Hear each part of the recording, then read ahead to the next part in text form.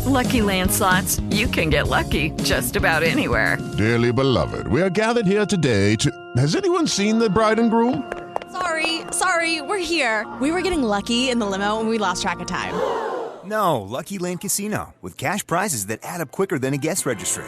In that case, I pronounce you lucky. Play for free at LuckyLandSlots.com. Daily bonuses are waiting. No purchase necessary. Void where prohibited by law. 18+. Terms and conditions apply. See website for details.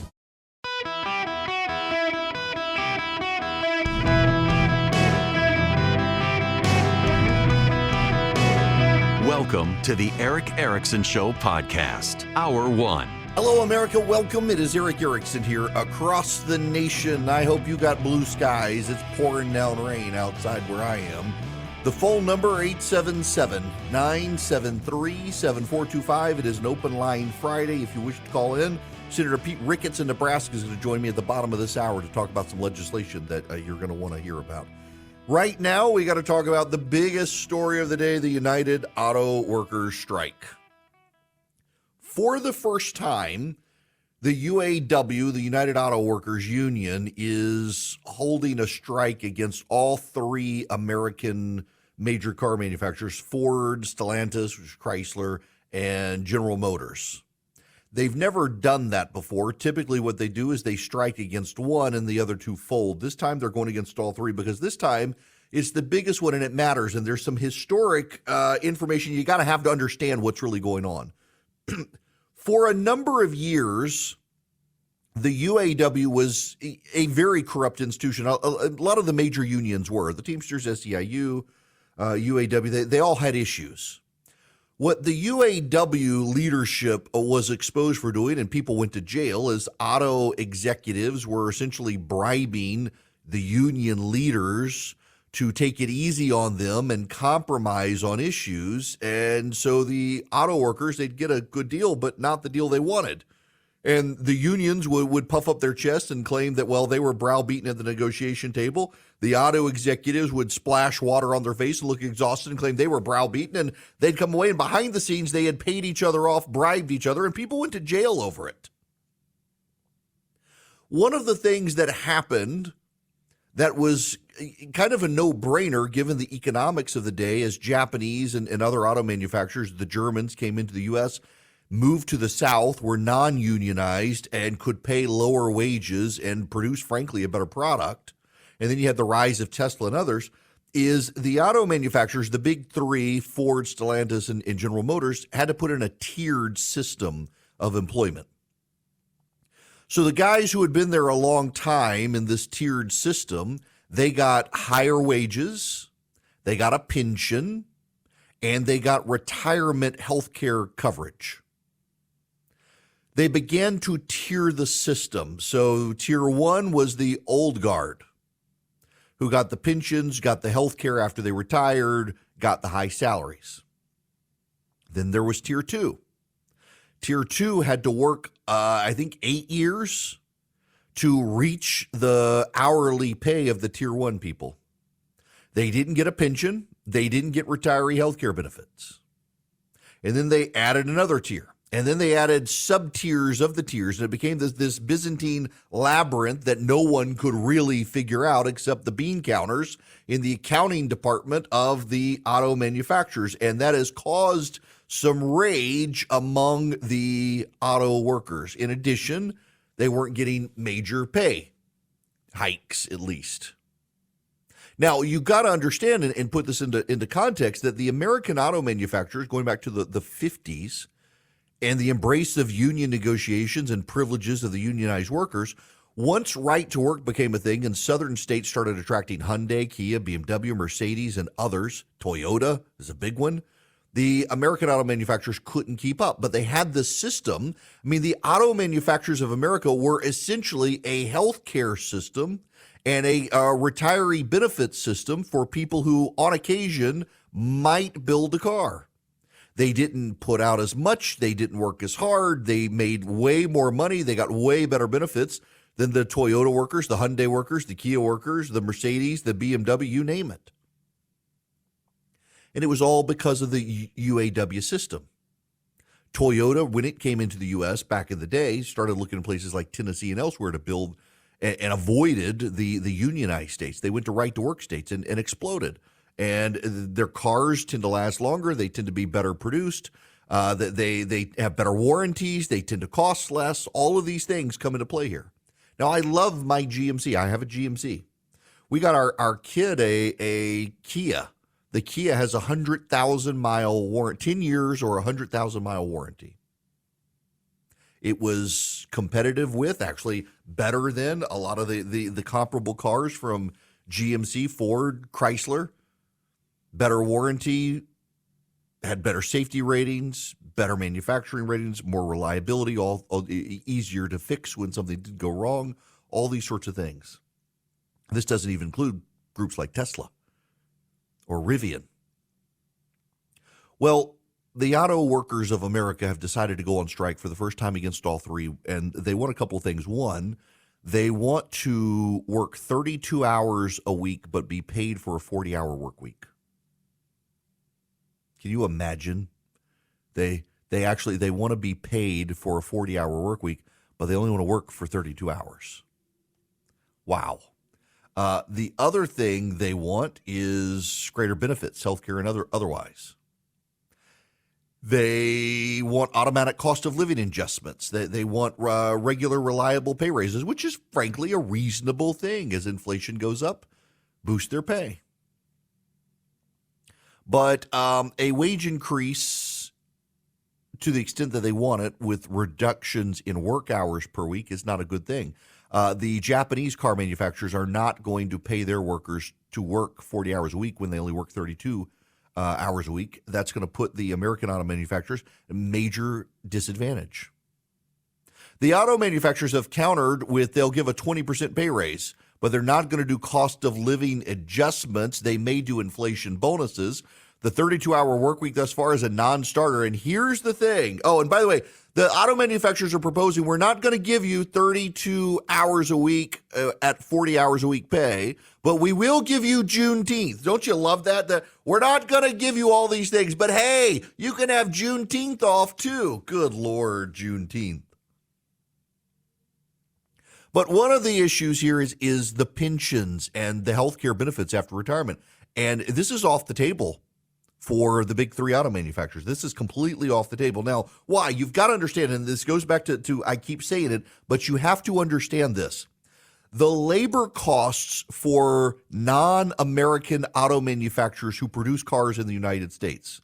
You name the auto manufacturer that is not Ford, GM, or Stellantis, their labor costs are less. Their pension costs are less. Their defined pension benefits are less. Their health care costs are less. Their hourly pay tends to be less. Their workers are still making a good living, but they're not American UAW workers at one of the big three. They've always had the best deal. And the UAW looks at Ford, GM, and Chrysler and says, look how profitable you've been in the past several years. They're like, have you paid attention to what's going on in the auto market right now? Used cars are as expensive as new cars. You can't produce them as quickly. The auto lines have slowed down. It doesn't matter to the UAW. Now, the other thing you have to understand here with the United Auto Workers is in addition to them having a new guard that's come in, a new leader who wants to show he is going to fight for the workers. He's going to put the workers first. He's not corrupt. He's not on pay. They're trying to get over these scandals that the UAW had. The other thing that he wants to show and affirm is that he can make big gains too. It's not just the Teamsters. It's not just the SEIU. That the United Auto Workers are relevant and they can make big gains for the auto workers as well. Look at what the Teamsters did with UPS. I can do it with the auto workers, except the auto workers cannot go along with it. That's the thing that seems to be missing from the conversation. The United Auto Workers want things from the auto manufacturers the auto manufacturers can't give them. They can't give a 40-hour work week that's only 32 hours. They can't afford it. Costs continue to go up. that would drive up their labor costs. In fact, it would make their labor costs double. They can't do it. There's just frankly no way to make work what they want to work.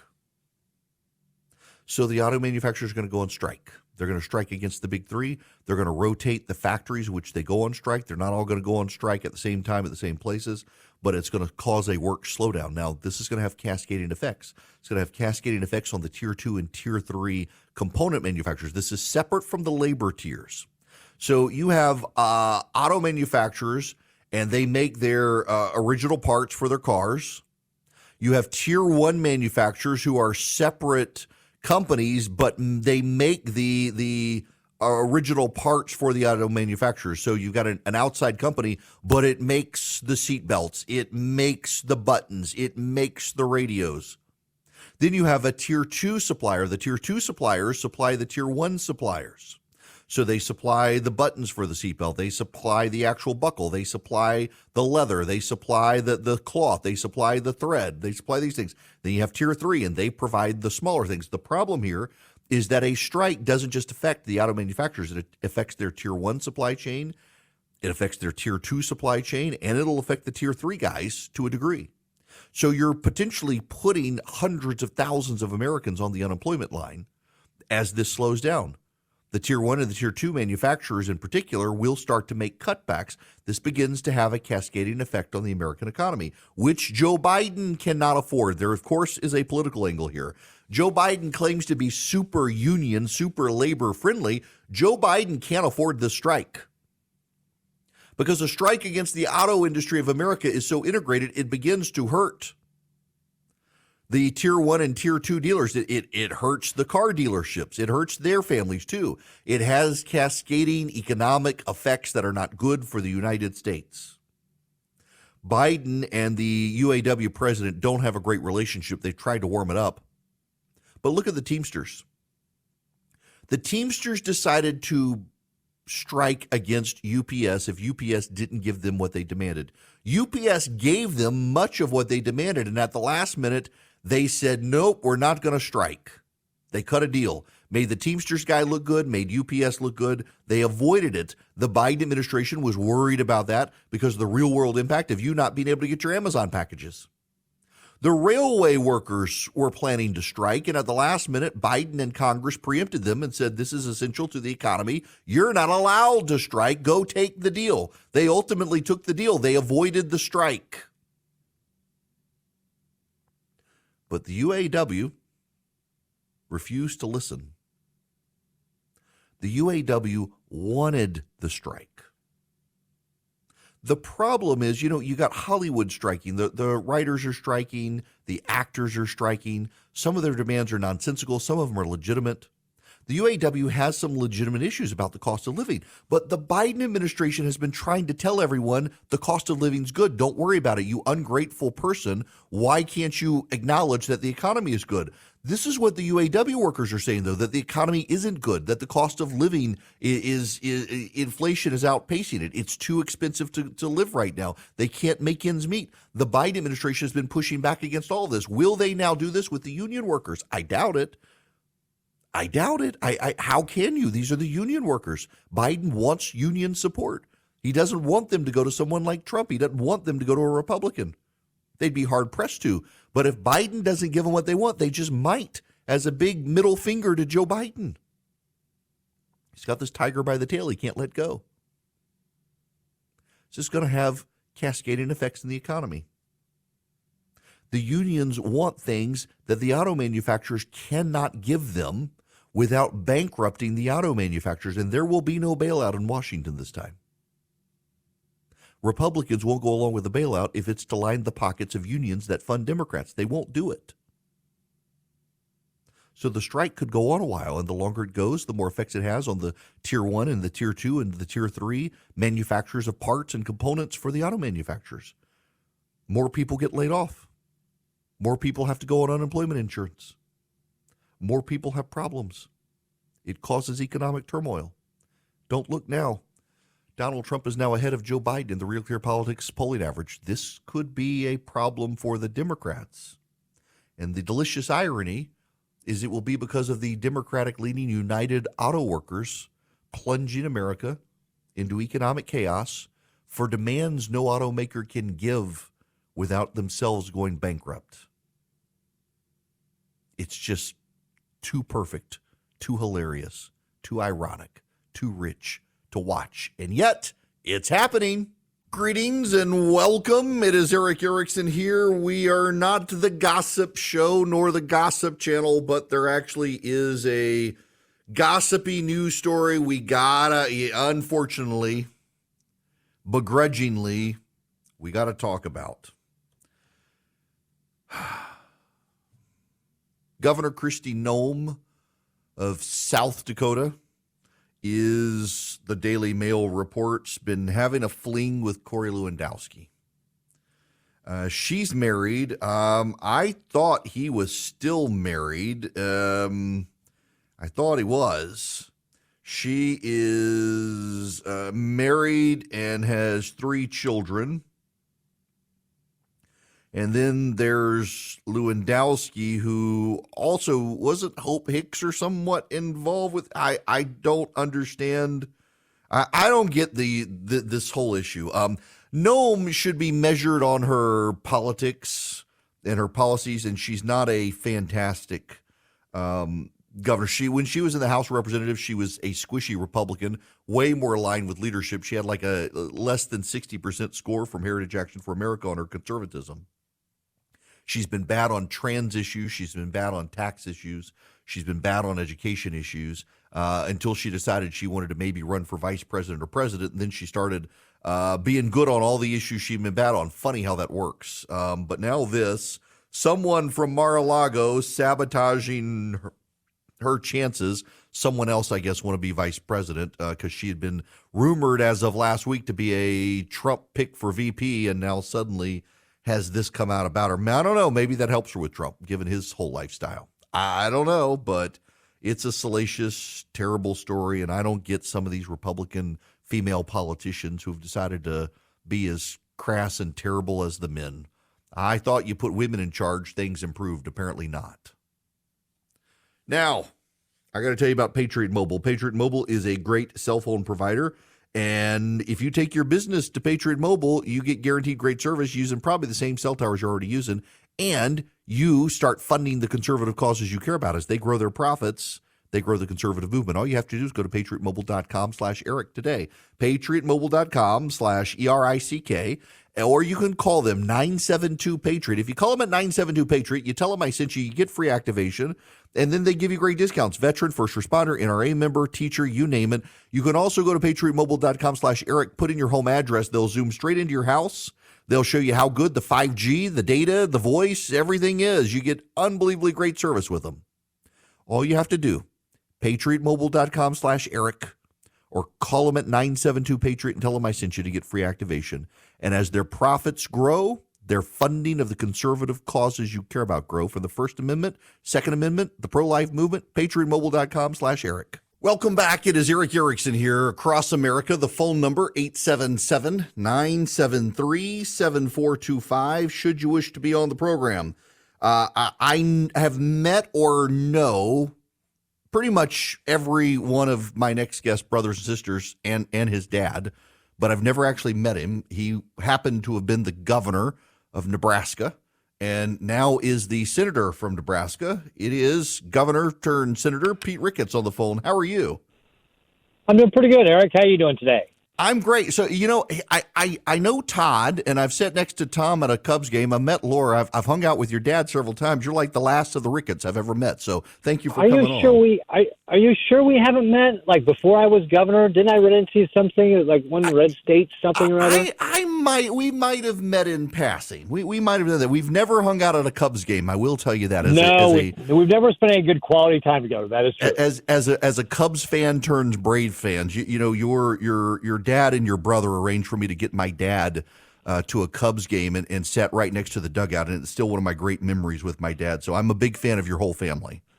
Oh, that's cool. That is one of the neat things about the Cubs is being able to spend time with family and especially like the whole father-son or mom-daughter or daughter-dad, all that sort of stuff. It's good stuff.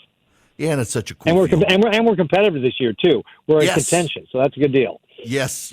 Now, it being my flagship station in Atlanta, we got to tread carefully on this one. But having grown up a Cubs fan, and how about Atlanta's the top of their division too? How's that? yeah, perfect. All right, so let's talk about some Senate work here, because I know you're introducing a bill to cut the federal tax on Social Security benefits, which is something similar to what you did as governor in Nebraska to protect Social Security benefits. And I'm always kind of shocked when people my age and younger realize all of a sudden that Social Security benefits are taxed. I think a lot of people just presume that there was no tax on those benefits. Well, and in fact, that's the way it started out, right? When Social Security was passed, there wasn't any tax on it because they were thinking, well, I'm taxing people that I will then give back to them in Social Security benefits, so why would I do that? It seems like double taxation. But in 1983, there was a tax added onto it, and in 1993, it was taken up so there was like up to 85% of your Social Security can be taxed. And what we did here in Nebraska through controlling our spending is we were able to eliminate the state income tax on Social Security benefits. And now what I would like to do is bring that Nebraska solution to the rest of the country by eliminating the tax on Social Security benefits at the federal level. Now, it didn't get there overnight, and so I'm not proposing we get rid of it overnight. Like we did in Nebraska, we phased it in Nebraska, the tax cuts, but we got there. What I'd like to do is do the same thing at the federal level. So my bill proposes cutting the tax by 10% in the first year and then 20% in the second year. And then, of course, we have to continue to keep that rolling. And the way we make that work is the way we did in Nebraska, which is control our spending. So, for example, our non-defense discretionary spending was up 40% between 2019 and 2023. If we just take that down to a reasonable level, we would more than be able to offset what we estimate the cost of, the revenue lost on the Social Security taxes just by not spending the money, and we'd be more than break even. So,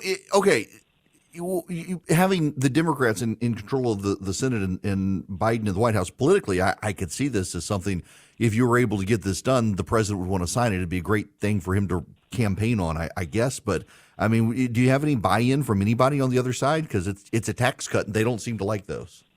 Yeah. Well, I will tell you, my experience in Nebraska was this was not a Republican initiative. It was not a Democrat priority. This was a Nebraska priority. And when we introduced this into the Nebraska legislature, we had 100% support and zero opposition. So this was a bipartisan bill. And so I do believe, like with any idea, it takes time to socialize the idea, get it out there.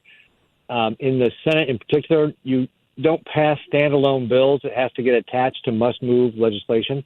Mm-hmm. So we do have a lot of work to be able to build the support for this, get some co-sponsors, especially from the other party. But basically, in my experience in Nebraska, where we had 100% support for this, we ought to be able to build the support for this. And by the way, this is going to be really good for seniors. By 2025, when this would be, get phased in, you'd save $800. That is a big deal, especially in this time of high inflation, rising interest rates, rising energy prices, rising rent costs, all those sort of things. This would help people on fixed income, and our seniors need it. $800. I mean, that's like 208 gallons of gas, right? So that's a big deal. So this was something that can really put money in the pockets of seniors. It's actually called our Social Security Check Tax Cut Act, so that seniors would be able to deal with all these high prices we've seen over the last couple of years. Right. So let me just ask you as an aside, but I want to talk to you about AI as well, because I know you've got some work you're putting in there. But having been the governor of a state, to go to the Senate, one of the things I've heard from some of your colleagues who have been similarly situated is it's a more frustrating experience to be with these 99 other people in the Senate, some of whom were also governors, as opposed to being a governor where you were the chief executive of the state. Are you running into any of that it just maybe works a little more frustratingly than you thought was possible? Well, I think you have to understand they're different jobs, right?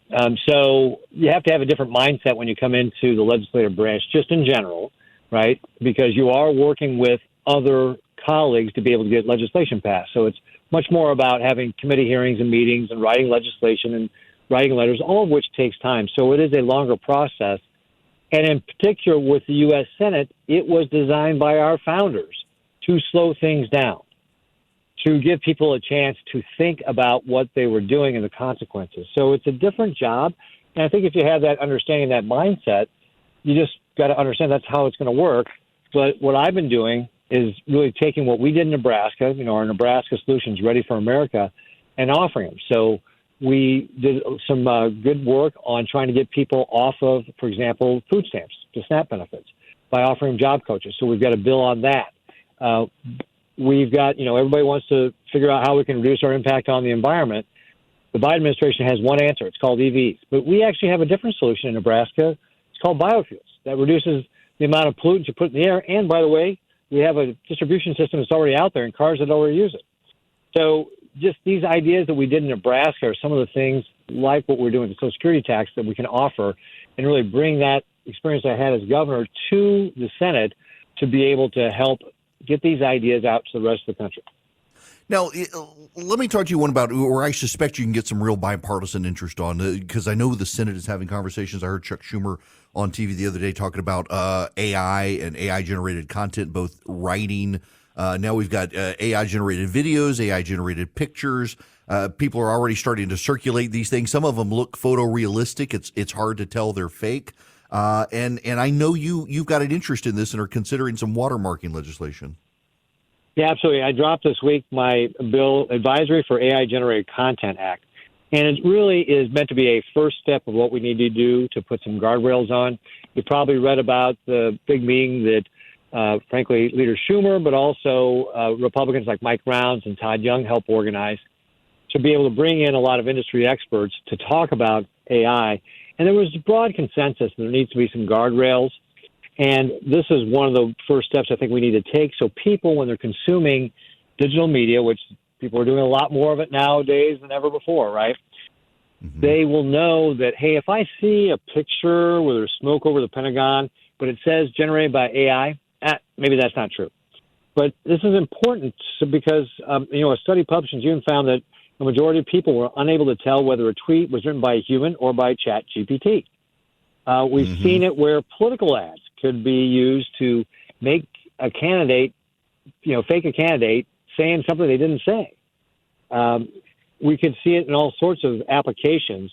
And this is why we need to make sure that when people are consuming media, whether it's a picture, a video, a speech, a report, a poem, whatever it would be, that it's watermarked to say, hey, this was generated by artificial intelligence. So the consumer would have that to be able to judge whether or not they should believe it or how they should view it and that sort of thing. So I think it's a first step. It's not probably the only thing we need to do, but it's, I think, an early step we need to do to be able to make sure that people understand what they're consuming so they can make good judgments about it.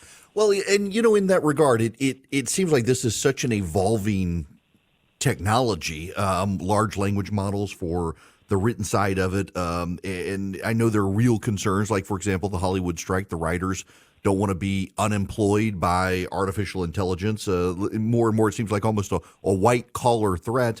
I'm curious, though, as far as the Senate goes, I mean, how do you and I want to be diplomatic here, and I certainly don't mean this insulting to you or to any of your colleagues, but you are dealing with, in a lot of cases, people much older than you setting the policy position in the U.S. Senate. And what do you guys do as far as bringing in experts to try to explain to some of the maybe 80-year-old, 70-year-old senators exactly what this is and how we need to grapple with forming legislation that can deal with it, regulate it, but also not bind it so it can actually improve over time? Well, that's a good point. We don't want to stifle innovation because that's really the hallmark of what we do here in America, right? To solve our problems in America, we innovate our way out of those things. And that's why we don't want to get in the way of artificial intelligence and all the good things that come out of it. But to be able to put some of these guardrails around, that's why this bipartisan group of senators called in industry experts, people, names you remember or that right? Elon Musk, Mark Zuckerberg, Bill Gates, but also had people from different aspects. We did have people from the Screenwriters Guild there, right? We had people representing the unions. We had researchers who had done research on this. So we had people who were offering different perspectives on how AI can impact the world. To be thought to, really say, hey, let's be thoughtful about if we're going to put guardrails around there, how we structure it. So I think one of the key messages that came out was, you don't have to be an expert. You don't have to know how the code actually works. You just have to understand how we can put the guardrails around to make sure, again, like with my bill advisory for AI-generated content, start with just let people know this is what you're looking at. This is generated by AI. And while the president got some tech leaders to say, oh, we'll do it voluntarily, that's not going to be good enough for the bad actor who's not going to pay attention to that. Right. So we got to start putting those rules in place to make sure everybody's following the same rules so that consumers can have some certainty about what they're consuming. Well, Senator, listen, it's great to talk to you, to have this level of conversation. My best to you and also to your dad and your brothers and sister. And thank you very much for stopping by. My pleasure, Ike. Well, please, I'd love to be on again in the future. Absolutely. Happy to do it. Senator Pete Ricketts of Nebraska, former governor there turned senator, launching legislation this coming week to get the tax off Social Security at the nationwide level, and also to start putting watermarks on digitally generated AI content so people are less likely to be fooled by it. Thanks to him for stopping by, Senator Pete Ricketts. Now, I got to tell you about Americans for Prosperity. They're actually a big fan of this idea of taking the tax off Social Security. They're also a big fan of reigniting the American dream, largely through deregulation and largely through pushing back on some of the Biden agenda with Bidenomics. They're doing a nationwide bus tour right now. They want to essentially get you involved, educate you, train you, and then have you engage with your neighbors and local policymakers to explain what can be done at the local and the state level to push back against some of the madness out of D.C., while also agitating in Washington for real changes. If you would like to be a part of the solution, a part of real change in the country, reach out to Americans for Prosperity. AmericansForProsperity.org/Eric is the landing page to go to. They've got over 4 million people who are involved with them right now in the nation. AmericansForProsperity.org/Eric.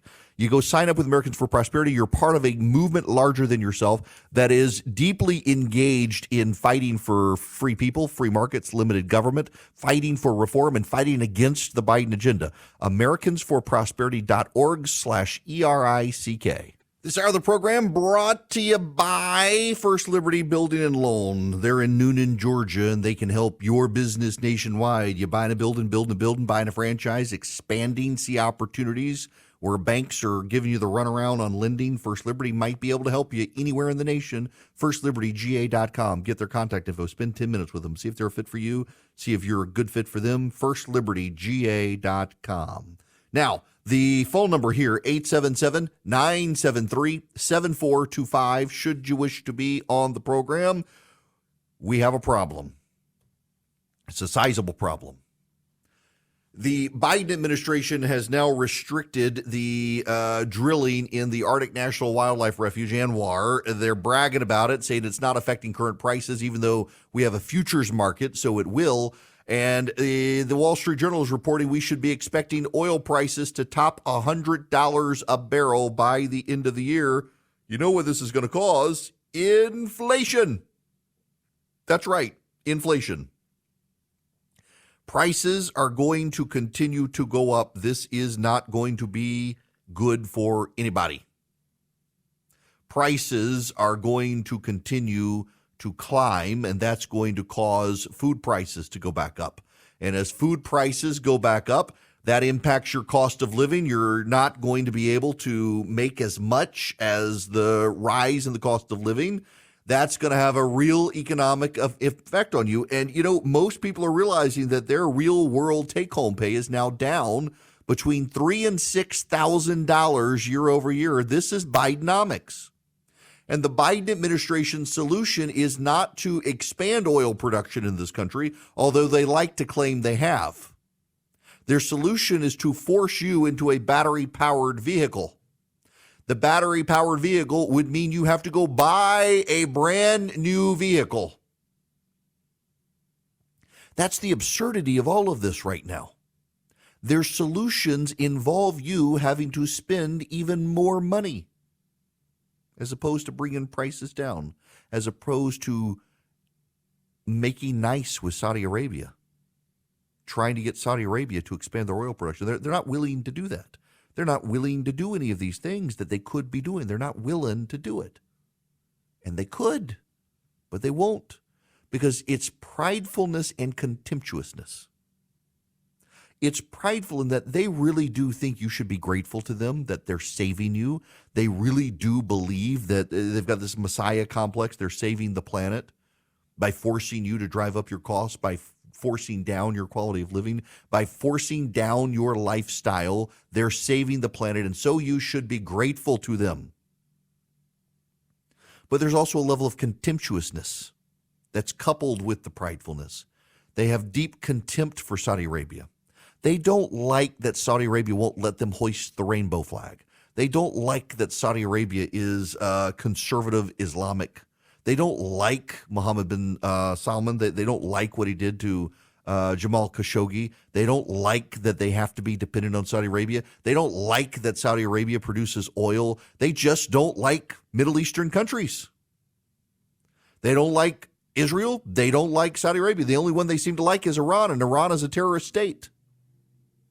So they're contemptuous of these other countries. They're contemptuous of you and your refusal to change your behaviors to save the planet. And they're very prideful in their belief that they are the Messiah who will save us all and create an Eden on earth that they can regulate and control access to. And meanwhile, you're just seeing your hamburger price go up. You're seeing your chicken price go up. You're seeing your milk price go up. You're seeing your gas price go up. You're seeing your ability to spend on other things for your own family's pleasure go down. Your cost of living rises. All of these things begin to play out. It begins to hurt you directly. And you have Jennifer Granholm smiling at you, telling you people, go get a battery-powered car and an electric stove. And you don't have the money to do that, thanks to Joe Biden's economy. Hello, it is Ryan, and we could all use an extra bright spot in our day, couldn't we? Just to make up for things like sitting in traffic, doing the dishes, counting your steps, all the mundane stuff. That is why I'm such a big fan of Chumba Casino. Chumba Casino has all your favorite social casino-style games that you can play for free anytime, anywhere with daily bonuses. That should brighten your day a little. Actually, a lot. So sign up now at ChumbaCasino.com. That's ChumbaCasino.com. No purchase necessary. VGW Group. Void where prohibited by law. See terms and conditions. 18+.